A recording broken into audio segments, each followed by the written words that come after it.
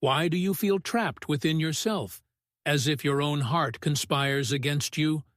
You strive, you achieve, yet a quiet emptiness lingers, a sense that your life is less than it could be. You think this is your fault, a flaw in your will, a sign you're not enough. But I see deeper.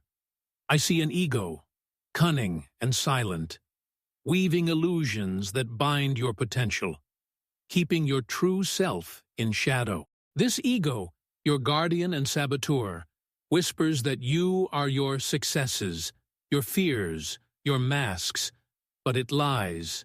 It builds walls where bridges could stand, chains where wings could soar.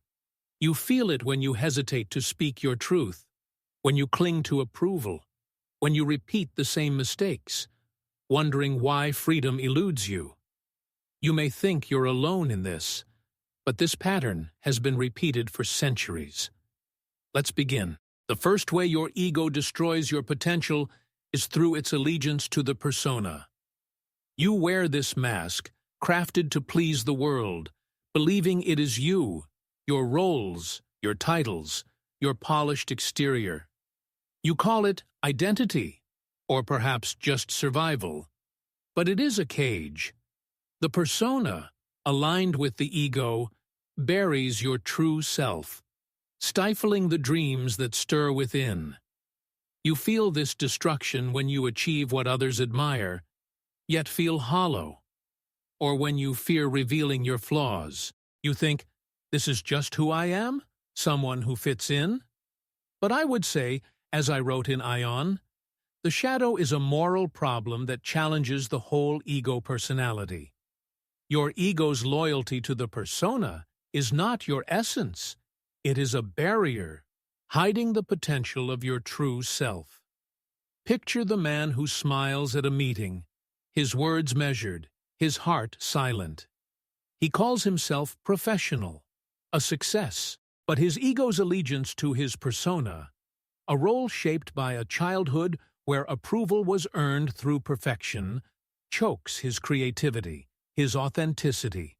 His potential lies dormant, buried beneath the collective unconscious archetype of the actor, whose mask blinds him to his deeper calling.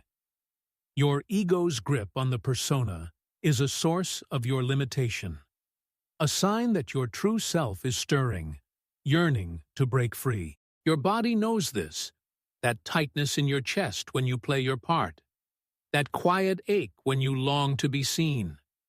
This is your somatic intelligence, signaling that your persona is not your truth, but a thief of your potential. Why does this limitation feel so heavy? Because the world rewards your mask. It projects its own fear of authenticity, calling you reckless or strange when you dare to shed it. But what if their approval is not about you? What if they too are trapped by their egos, unable to see the self you could become? As I once wrote, the privilege of a lifetime is to become who you truly are. Your ego's allegiance is not your strength. It is a call to face the true self you've hidden. The pain is deep because it feels like safety, but it is also a doorway. You are not here to live as a mask. You are here to unleash your potential, and that begins with dismantling the persona that binds it. The second way your ego destroys your potential is through projection of your shadow. You cast your fears, your shame, your unclaimed desires onto others, blaming them for your stagnation, your failures. You call it judgment, or perhaps just clarity, but it is a mirage. The ego, fearing its own darkness, projects your shadow outward, blinding you to the potential within your hidden self. You feel this destruction when you resent another's success, or when you avoid risks, convinced others will judge you. You think, this is just who I am, someone who sees things clearly. But I would say, as I wrote in The Undiscovered Self, the individual is increasingly deprived of the moral decision as to how he should live his own life. Your ego's projections are not your insight. They are a barrier, obscuring the potential of your wholeness. Imagine the woman who criticizes her colleague's ambition, her heart tight with envy. She calls herself honest, a realist, but her ego's projection, a childhood wound perhaps, where her own dreams were dismissed, keeps her from embracing her own aspirations. Her potential lies trapped, veiled by the collective unconscious archetype of the judge, whose projections bind her until she faces her shadow. Your ego's projections are a source of your limitation, a sign that your true self is stirring, yearning to reclaim what you've cast aside. Your body knows this, that heat in your chest when you judge, that quiet ache when you feel small. This is your somatic intelligence, signaling that your projections are not your truth, but a thief of your potential. Why does this limitation feel so sharp? Because the world mirrors your projections back to you. It projects its own shadows, calling you bitter, critical, or stuck. But what if their reactions are not about you?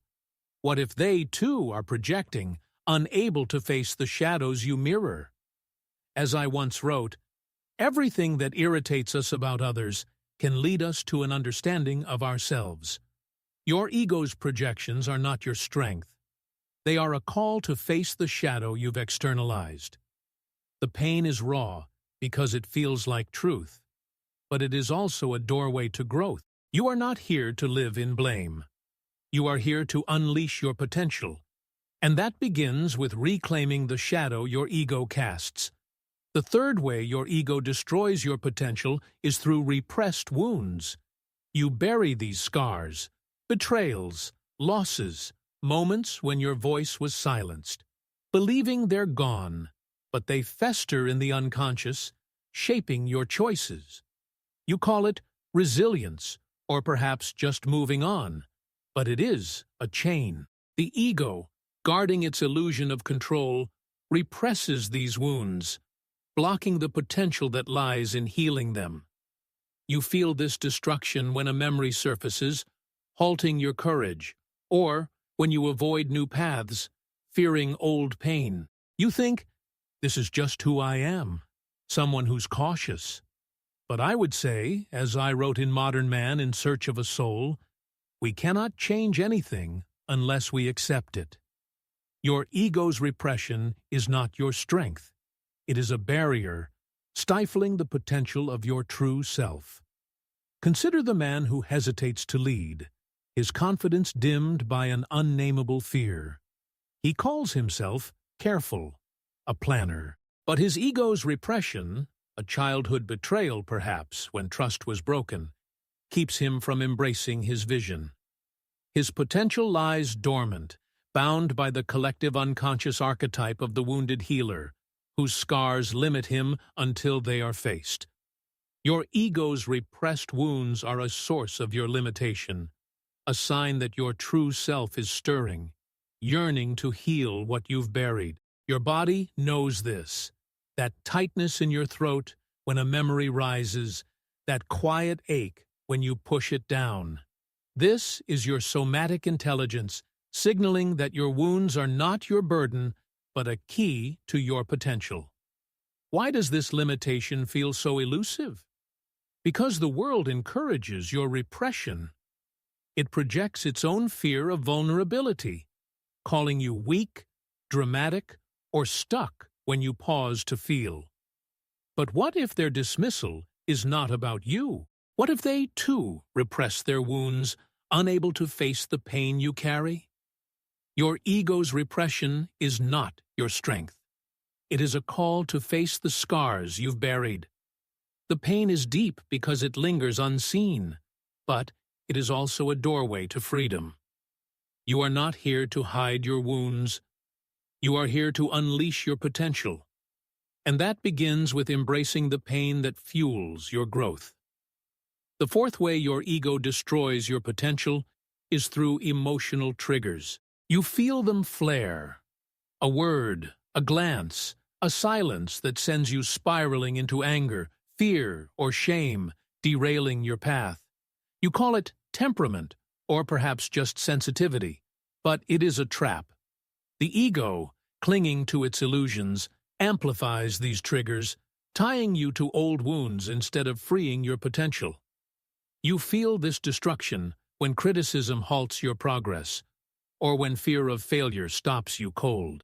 You think, "This is just who I am, someone who reacts." But I would say, as I wrote in the Archetypes and the Collective Unconscious, the shadow is a tight passage, a narrow door, whose painful constriction no one is spared, who goes down to the deep well.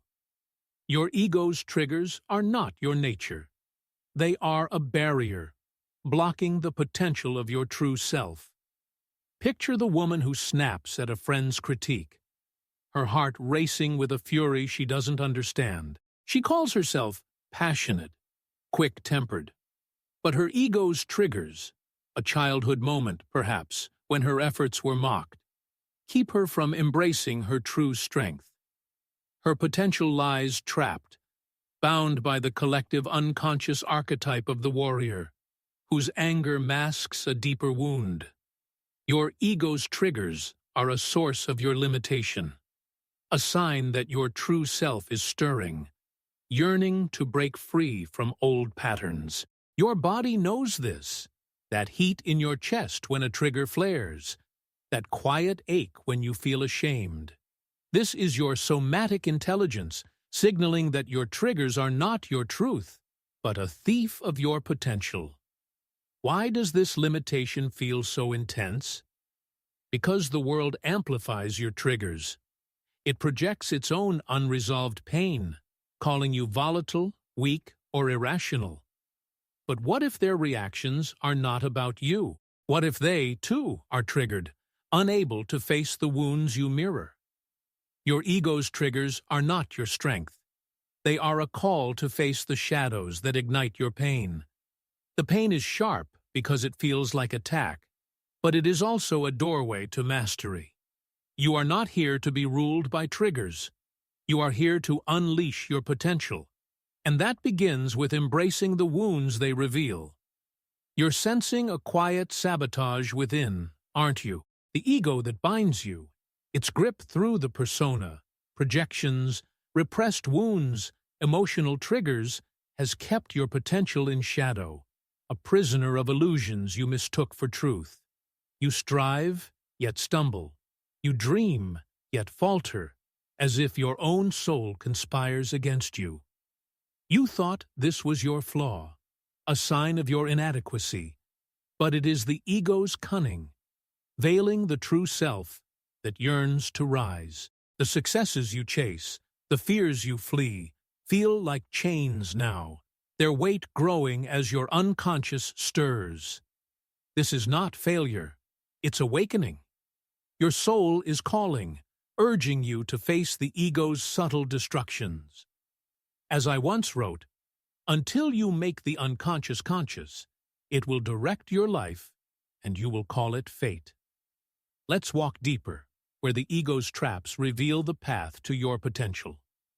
The fifth way your ego destroys your potential is through inherited fears. You carry them unknowingly. These anxieties woven into your soul from generations past, parents, grandparents, ancestors whose terrors were never resolved. You call it caution, or perhaps just instinct, but it is a shackle. The ego, clinging to these inherited fears, limits your courage, keeping your potential buried beneath shadows not your own. You feel this destruction when you hesitate to act, paralyzed by a dread you cannot name, or when you avoid risks others take freely. You think, "This is just who I am, someone who plays it safe." But I would say, as I wrote in The Archetypes and the Collective Unconscious, the shadow is a tight passage, a narrow door, whose painful constriction no one is spared who goes down to the deep well. Your ego's inherited fears are not your nature. They are a barrier, stifling the potential of your true self. Picture the woman who freezes before a new opportunity, her heart pounding with an untraceable fear. She calls herself prudent, a planner, But her ego's inherited fears, a grandparent's loss, perhaps, or a parent's warnings of failure, chain her ambition, dimming her potential. Her fears are not her personality. They are the collective unconscious archetype of the caged bird, whose wings are clipped by ancestral shadows until they are freed. Your ego's inherited fears, dexamethasone, are a source of your limitation, a sign that your true self is stirring, yearning to break free. Your body knows this. That trembling when you face the unknown, that quiet ache when you dream of boldness. This is your somatic awareness, signaling that your fears are not your truth, but a thief of your heritage. Why does this deprivation feel so heavy? Because the world reinforces these fears. It projects its own anxieties, calling you timid, weak, or unrealistic when you dare to try. But what if their warnings are not about you? What if they too are bound by inherited fears, unable to see the self you could become? As I wrote, the greatest burden a child bears is the unlived life of its parents. Your ego's fears are a call to face the shadows. The pain is deep because it feels like instinct, but it is also a doorway to courage. You are not here to live in fear. You are here to unleash your potential, and that begins with embracing the inherited fears that bind it. The sixth way your ego destroys your potential is through spiritual fatigue. You feel it as an emptiness, a weariness that no rest can cure, a sense that your efforts are futile despite your striving. You call it burnout, or perhaps just life. But it is a poison. The ego, tethered to its illusions of control and success, exhausts your spirit, draining the vitality that fuels your true self. You feel this destruction when you achieve a milestone but feel nothing, or when you wake each day with a quiet dread. You think, this is just who I am, someone who's tired. But I would say, as I wrote in The Undiscovered Self, the individual is increasingly deprived of the moral decision as to how he should live his own life. Your ego's fatigue is not your soul. It is a shadow, smothering your potential. Imagine the man who pushes through a career, his energy fading despite accolades. He calls himself dedicated, a hard worker. But his ego's spiritual fatigue, a life spent chasing others' expectations, perhaps to prove his worth to a demanding parent, dims his vision, leaving his potential dormant. His fatigue is not his personality. It is the collective unconscious archetype of the pilgrim, whose quest exhausts them until they seek their true path. Your ego's spiritual exhaustion is a source of your limitation, a sign that your true self is yearning for meaning. Your body knows this, that heaviness in your limbs when you force progress, that quiet ache when you long for purpose. This is your somatic awareness, signaling that your fatigue is not your fate, but a thief of your potential. Why does this deprivation feel so endless? Because the world fuels your exhaustion.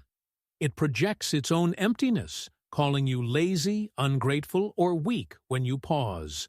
But what if their demands are not about you? What if they, too, are fatigued, unable to seek meaning, the meaning you crave? Your ego's fatigue is a call to awaken your soul.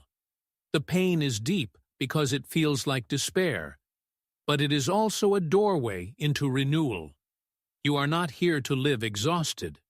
You here to heal your potential, to become whole, and that begins with embracing the soul that restores your potential.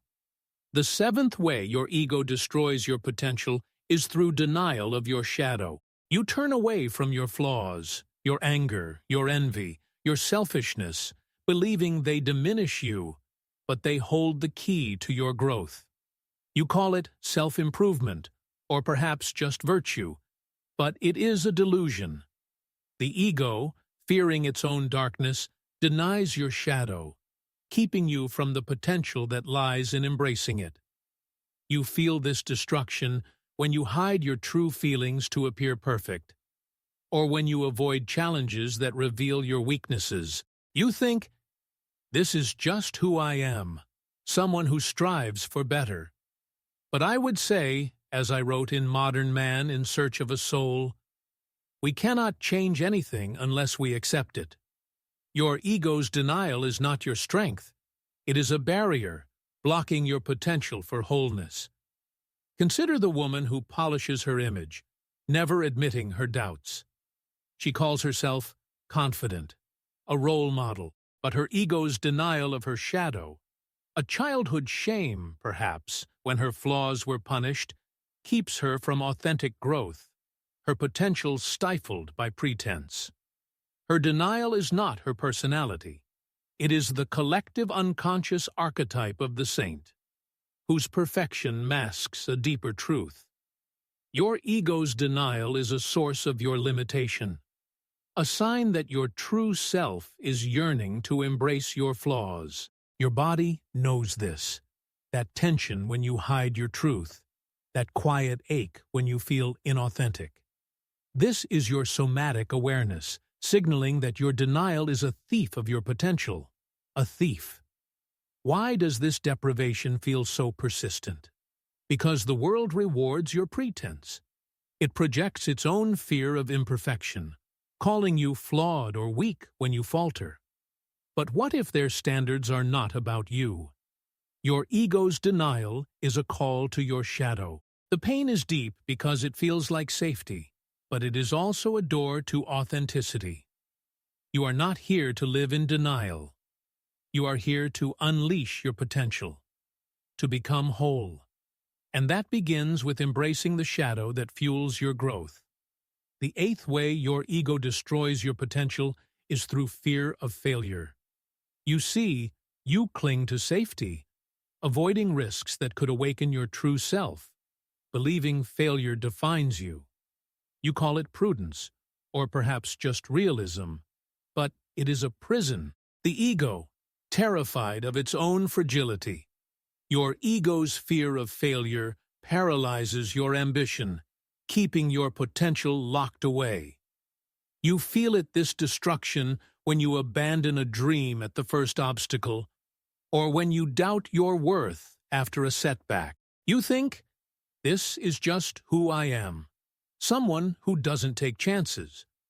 But I would say, as I wrote in Man and His Symbols, the unconscious is not just evil by nature, it is also the source of the highest good. Your ego's fear is not your nature. It is a barrier, a shadow stifling your potential. Imagine the man who avoids a new venture, his heart heavy with doubt. He calls himself practical, grounded, but his ego's fear of failure, rooted in a childhood moment perhaps, when his efforts were criticized, keeps him from his true calling. His fear is not his personality. It is the collective unconscious archetype of the hesitant, whose caution binds them until they dare to act. Your ego's fear of failure is a source of your limitation, a sign that your true self is yearning to break free. Your body knows this, that knot in your stomach when you retreat, that quiet ache when you dream of success. This is your somatic awareness, signaling that your fear is not your truth, but a thief of your potential. Why does this deprivation feel so heavy? Because the world amplifies your fear. It projects its own dread of failure, calling you foolish, reckless, or weak when you try. But what if their judgments are not about you? What if they, too, are paralyzed, unable to face the risks you dare? Your ego's fear is a call to face your true self. The pain is deep because it feels like protection, but it is also a doorway to boldness. You are not here to live in fear. You are here to unleash your potential, to become whole. And that begins with embracing the risks that free your true self.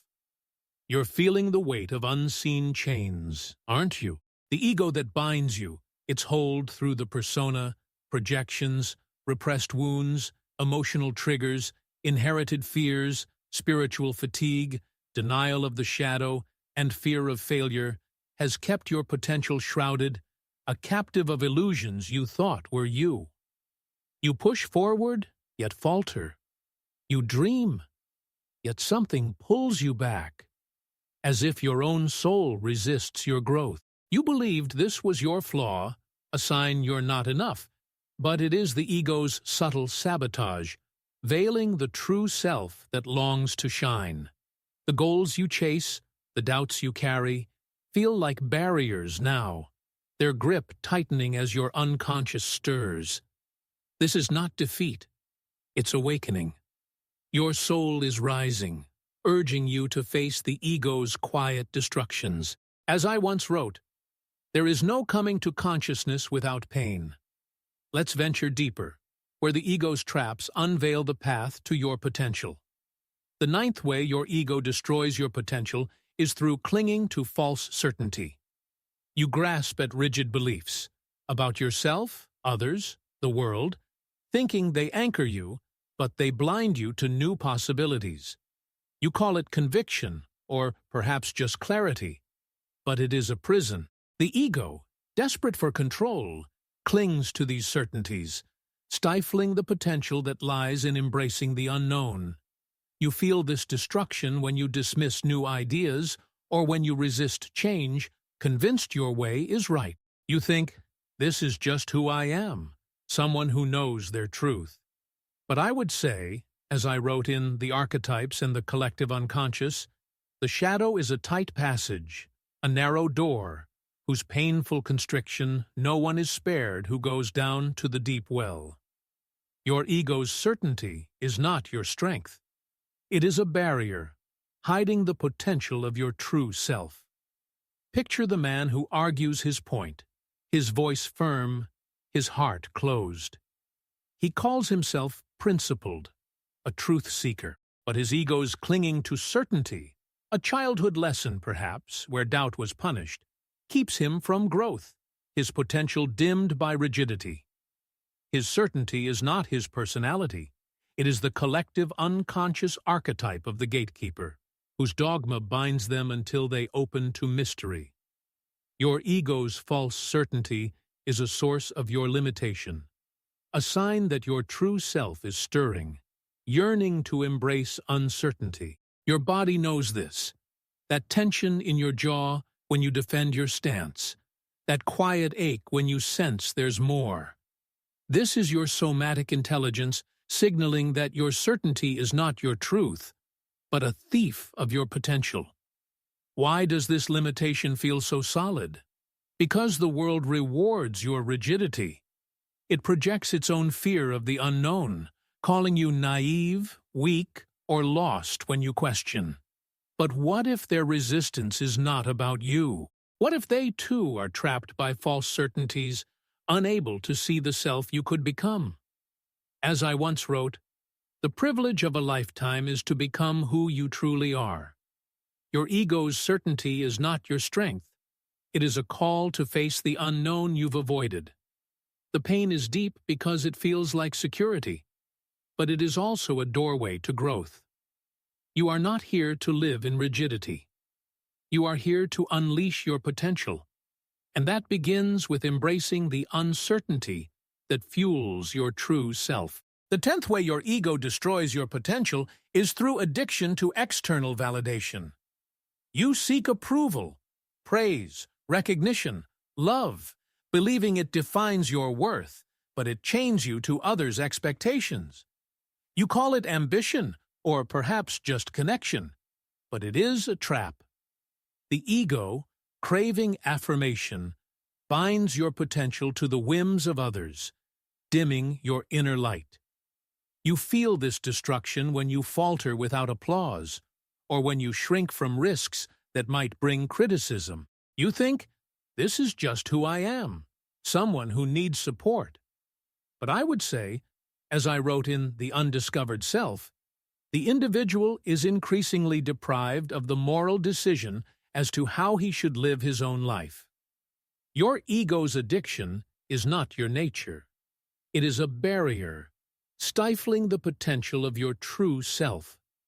Imagine the woman who works tirelessly for praise, her heart empty despite success. She calls herself driven, a team player, but her ego's addiction to validation, a childhood wound perhaps, where love was conditional, keeps her from her own path, her potential buried under others' approval. Her addiction is not her personality. It is the collective unconscious archetype of the seeker, whose quest for external worth blinds them to their inner truth.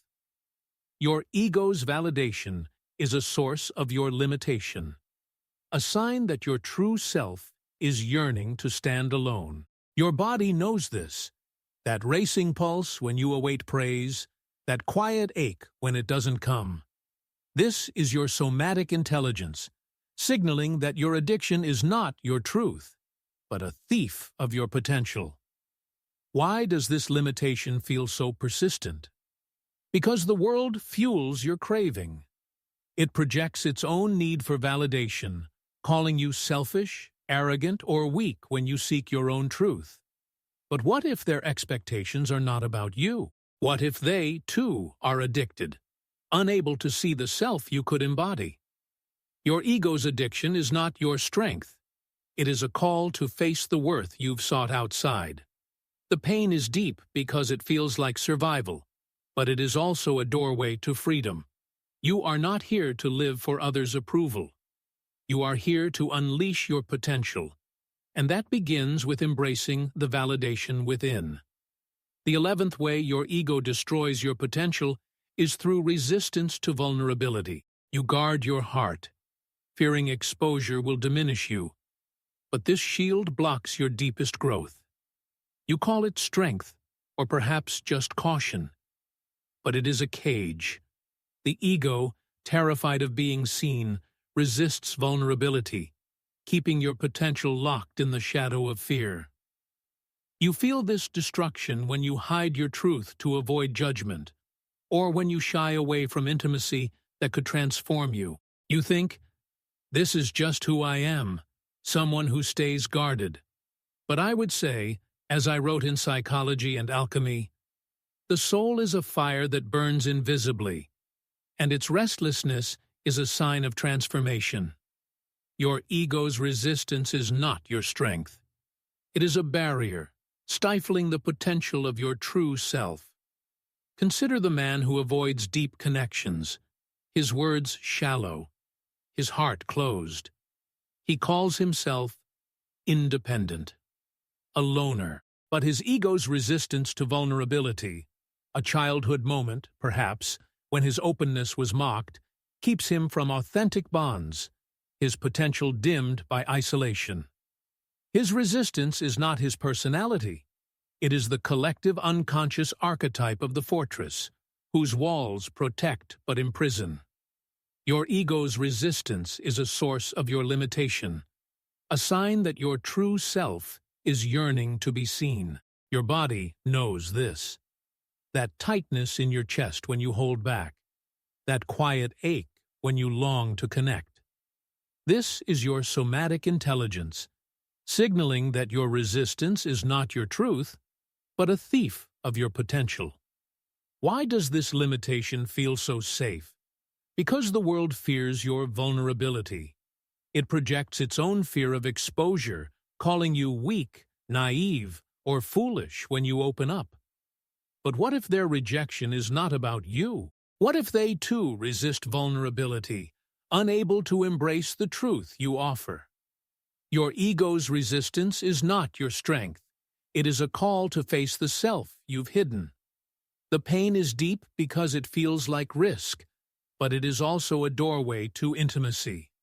You are not here to live guarded.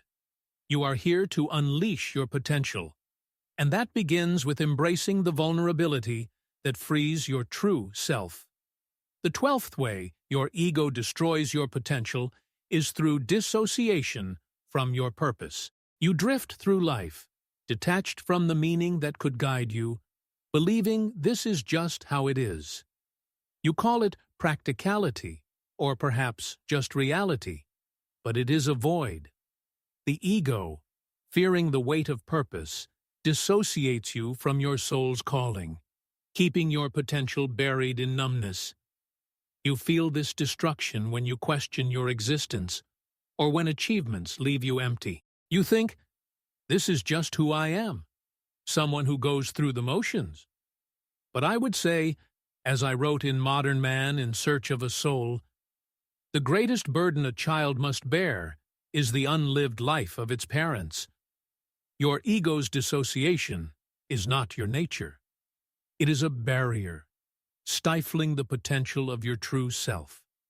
Picture the woman who stares at the horizon, her heart heavy with an unnameable longing. She calls herself grounded, a realist. But her ego's dissociation, a life spent meeting others' expectations, perhaps to avoid a parent's disappointment, keeps her from her purpose, her potential lost in a fog of routine. Her dissociation is not her personality. It is the collective unconscious archetype of the wanderer, whose aimlessness persists until they find their path.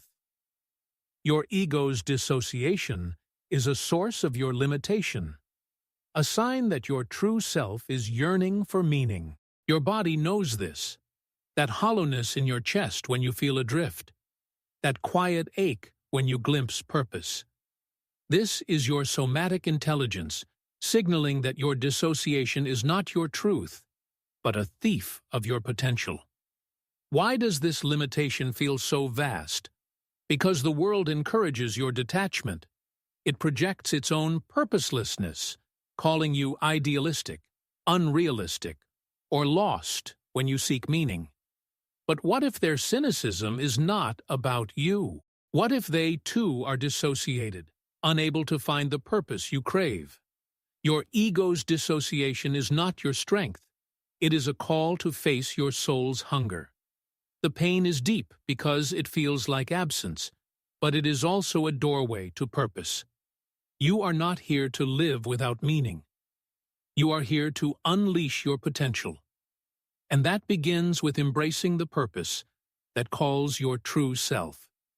You're standing at the edge of your own truth now, aren't you? The ego that has bound you, its chains through the persona, projections, repressed wounds, emotional triggers, inherited fears, spiritual fatigue, denial of the shadow, fear of failure, false certainty, addiction to validation, resistance to vulnerability, and dissociation from purpose, has kept your potential in shadow.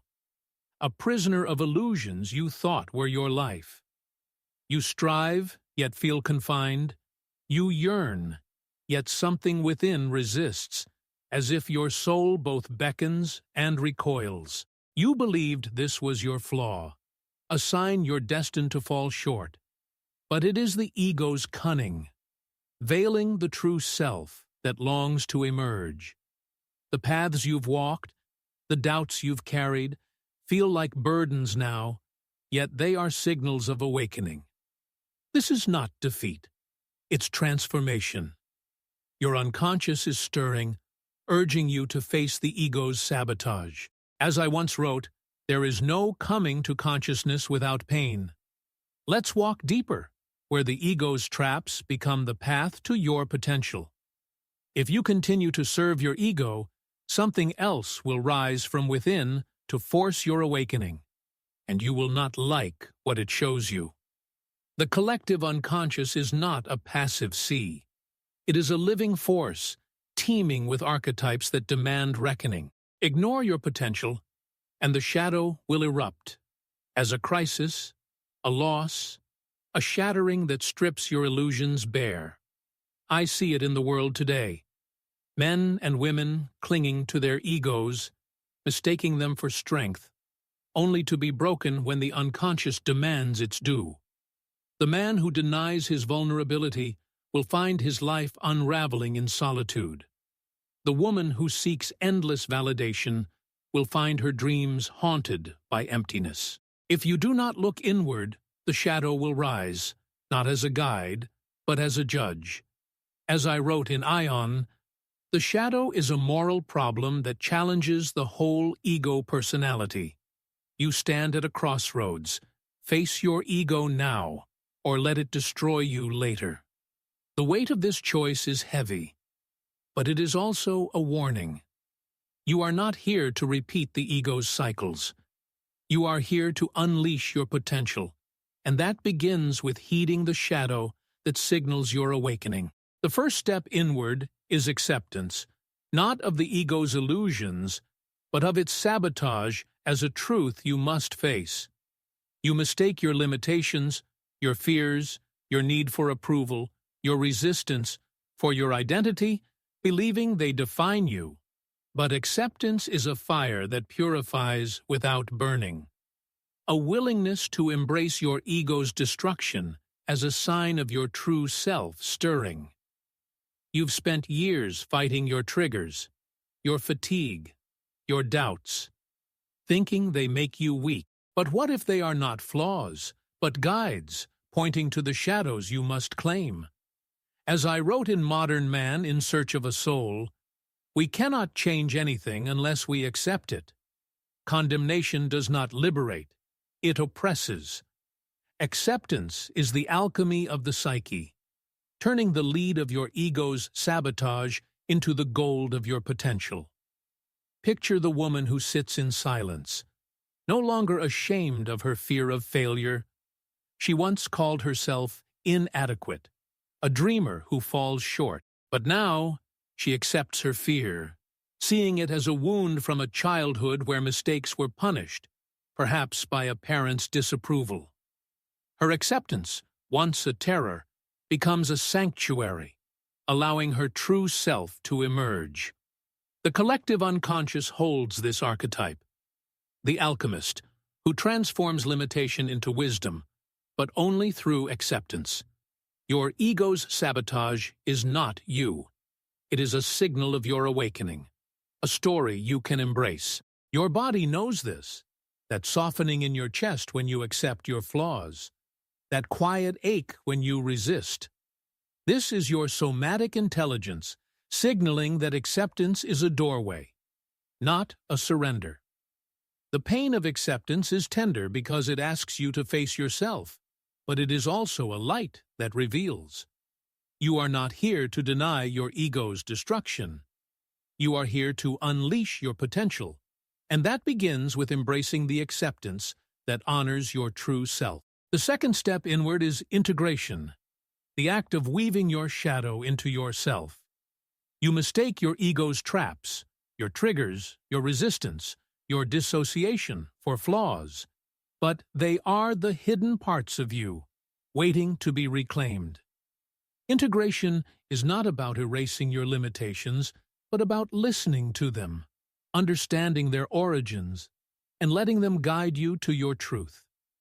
You've spent years projecting your fears onto others, blaming them for your stagnation. But what if they are mirrors, reflecting the shadows your ego denies?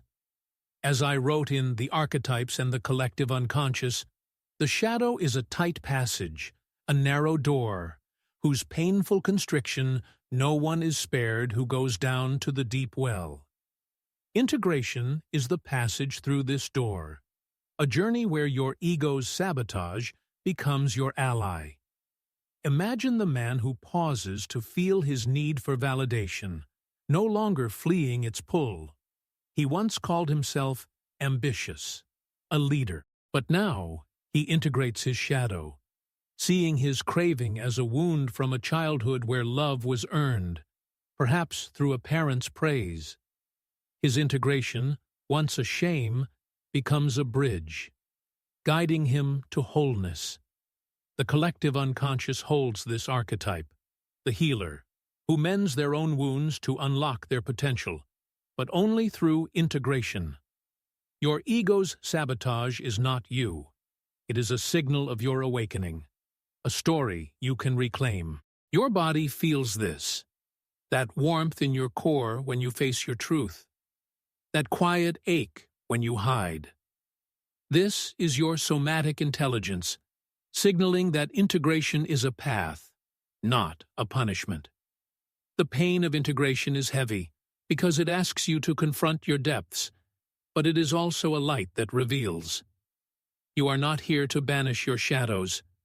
You are here to unleash your potential, and that begins with weaving your ego's traps into your true self. The third step inward is silence, not the silence of avoidance, but the silence that reveals.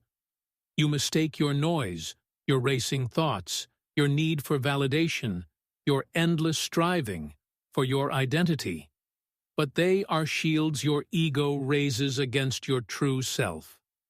Silence is the space where your unconscious speaks, where your potential emerges from the chaos of your persona. You've spent years filling the silence with achievements, with praise, with distractions, thinking they define you. But what if silence is where your soul lives, where your ego's sabotage finds its truth?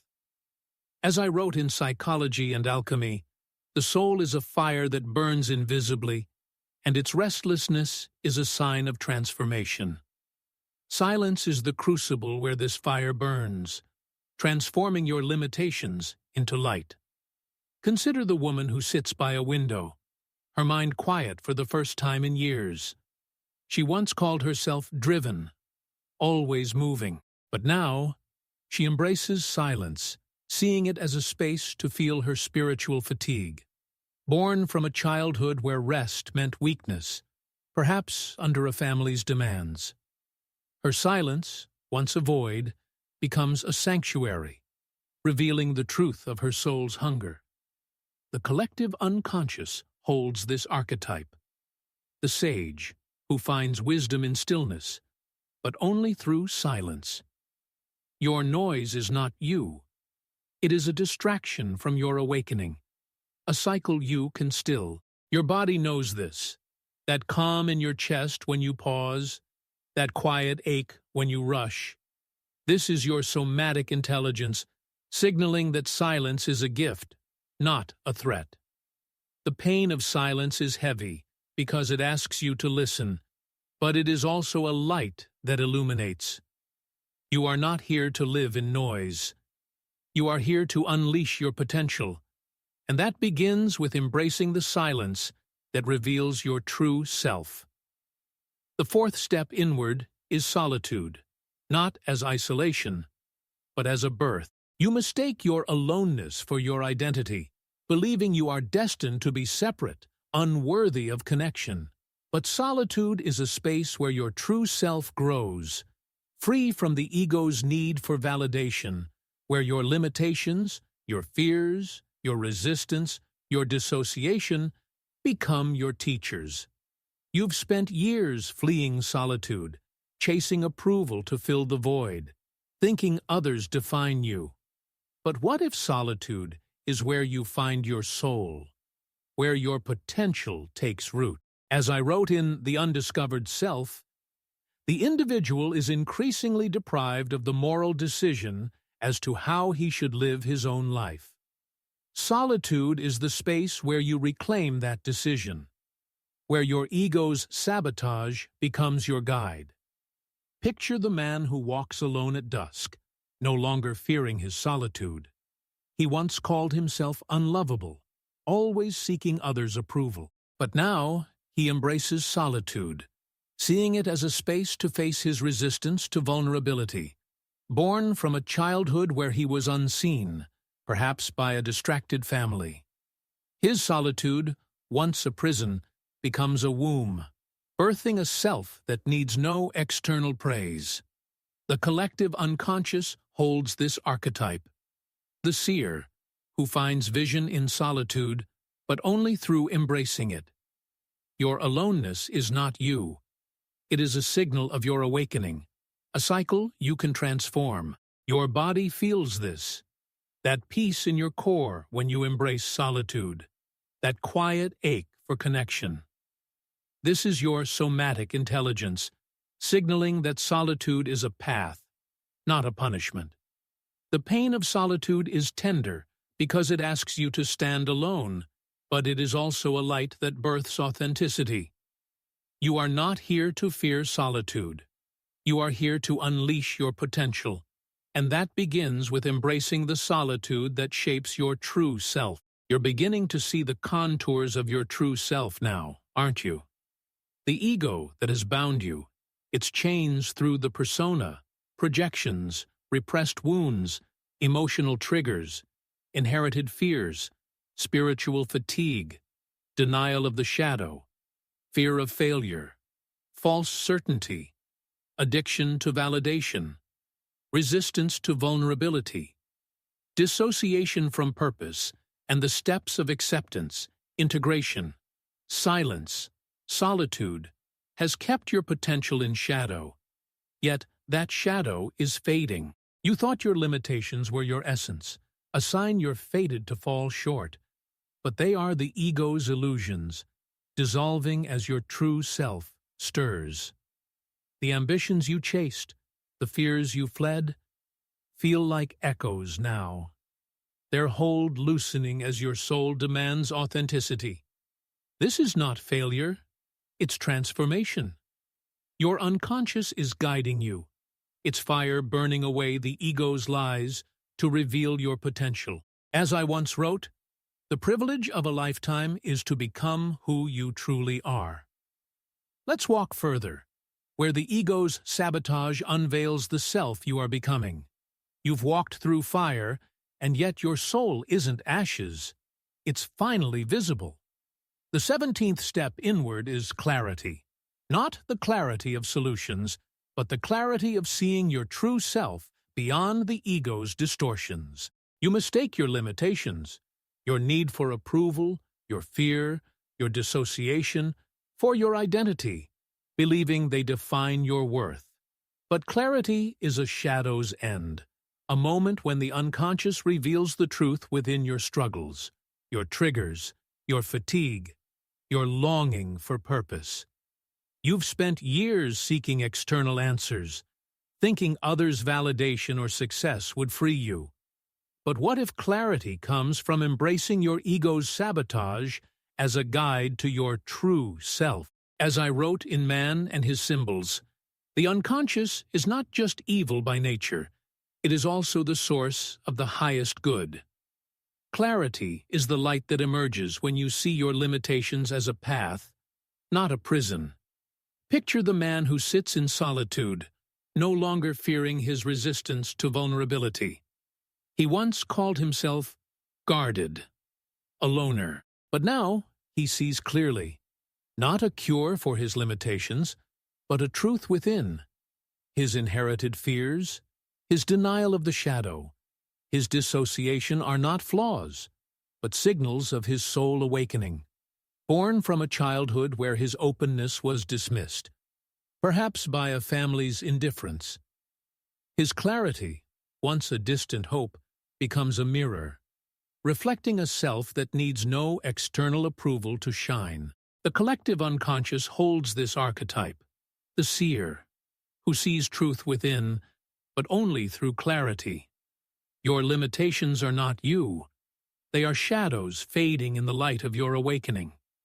Your body knows this, that lightness in your chest when truth dawns, that quiet ache when you cling to doubt. This is your somatic intelligence, signaling that clarity is a gift, not a goal.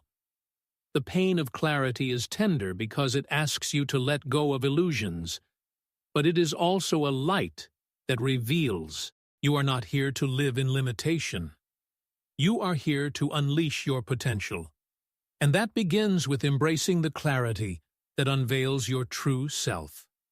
The 18th step inward is surrender, not as defeat, but as trust in the unconscious. You mistake your resistance for your identity, believing your need to control, to fight your ego's traps, defines you. But surrender is a shadow's release, a willingness to let your true self emerge through the limitations you've carried. Your fears, your need for validation, your dissociation. You've spent years battling your ego, thinking victory lies in conquering it. But what if surrender is the true victory, allowing your soul to flow through your silence, your solitude, your longing. As I wrote in Psychology and Alchemy, the soul is a fire that burns invisibly, and its restlessness is a sign of transformation. Surrender is the crucible where this fire transforms you, turning the lead of your ego's sabotage into the gold of your potential. Imagine the woman who lets go of her need for certainty, trusting her intuition to guide her. She once called herself logical, a planner, but now she surrenders, seeing her spiritual fatigue, her fear of failure, her resistance to vulnerability as signals of her soul awakening. Born from a betrayal that taught her control was safety, perhaps a parent's absence. Her surrender, once a fear, becomes a freedom, allowing her true self to rise. The collective unconscious holds this archetype, the mystic, who trusts the unseen, but only through surrender. Your resistance is not you. It is a shadow dissolving in the light of your awakening. Your body feels this, that peace in your core when you let go, that quiet ache when you cling. This is your somatic intelligence signaling that surrender is a path, not a loss. The pain of surrender is tender because it asks you to trust, but it is also a fire that refines. You are not here to fight your ego forever. You are here to unleash your potential. And that begins with embracing the surrender that shapes your true self. This is not the end. It is the first time you are beginning consciously.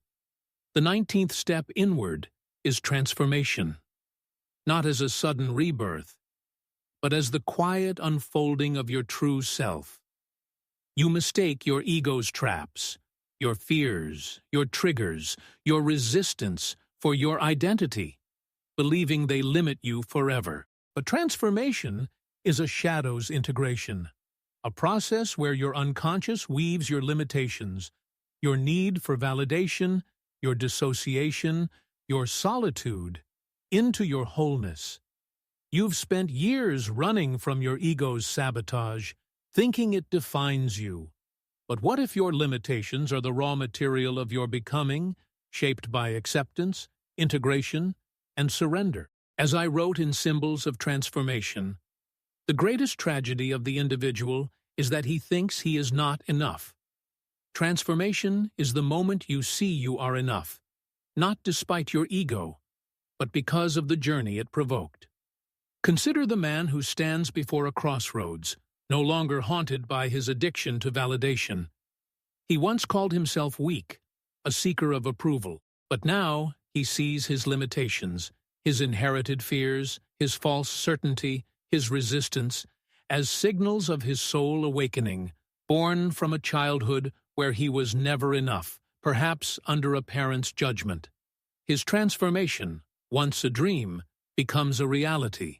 Not a new self, but the true self he always was. The collective unconscious holds this archetype, the hero, who rises by embracing their limitations, but only through transformation. Your limitations are not you. They are a story transformed by your awakening. Your body knows this, that fire in your core when you embrace your truth, that quiet ache when you resist. This is your somatic intelligence, signaling that transformation is a process, not a destination. The pain of transformation is tender because it asks you to change, but it is also a light that reveals. You are not here to repeat your ego's cycles. You are here to unleash your potential, and that begins with embracing the transformation that shapes your true self.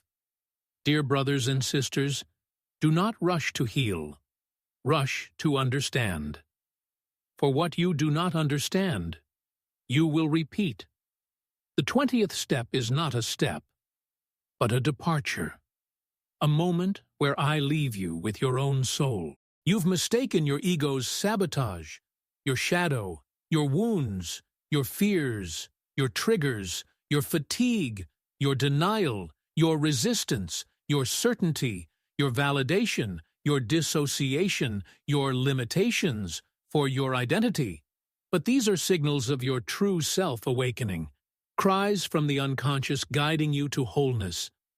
The unconscious is not your enemy.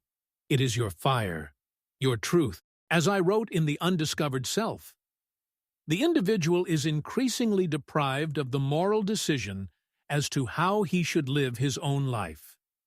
You are here to reclaim that decision, to live as your whole, authentic self. Picture yourself now, standing at the edge of your life, no longer bound by your ego's chains. You once called yourself limited, but now you see your struggles as a map, each ache a signal of your soul awakening. Your journey is not over. It is just beginning, consciously, with a soul that knows its worth. The collective unconscious holds this archetype, the self, the center of your psyche, radiant with the integration of all you are. Your limitations are not you. They are a story you've transcended, a cycle you've broken.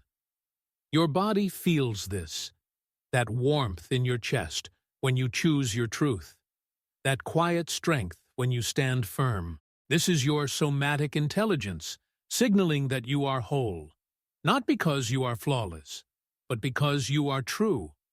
The pain of this journey was heavy, but it was also a birth. You are not here to live in limitation. You are here to shine as your true self, and that begins with understanding the ego that shaped your potential. Go now and live it.